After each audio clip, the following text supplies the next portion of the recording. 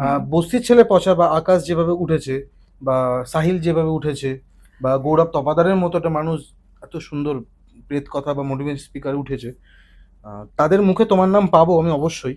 কিন্তু বিবি বং যে উঠলো না, কিন্তু ওই যে সেটা আমি ধীরে ধীরে গ্রো করছি, মানে সাহিলের যেসব থাম্বনেল যেসব সাহিল লাগায়, এবার হচ্ছে ফুল কন্ট্রোভার্সি। এবার তো ক্যাচাল হবেই। আমার ক্যাচাল করতে খুব ভালো লাগে, আর আমি ক্যাচালটাকে খুব অ্যাকসেপ্ট করি ভালোভাবে। কারণ আমি সত্যি কথা বলতে বিশ্বাস করি, আমার একদম কোনো যায় আসে না। সাহিল যেসব থাম্বনেল বানায় না, ওরকম থাম্বনেল যদি আমি লাগাতাম না আমার ভিডিওতে, আমার ঘরে যে আমার কাকা যে এসি কিনে দিয়েছে, আমাকে কম্পিউটার কিনেছে, 2 লাখ টাকা যে সেট আপ দিয়েছে না, আমাকে 5,000 টাকা দিয়ে বলতে এই ভাড়া বাড়ি আছে, অনেকে থাক যা, তুই এবারে ছেলেই হতে পারিস না, ওরকম টাইপের থাম্বনেল আমি লাগাতে পারবো না।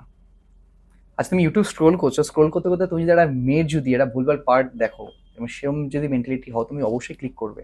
ওরম টাইপের থাম্বনেল এখন, ওরম টাইপের ভিডিও চলছে এখন বাংলা ইউটিউব কমিউনিটিতে, সেই কারণের জন্যই তো এরকম বড় ক্যাচাল হচ্ছে।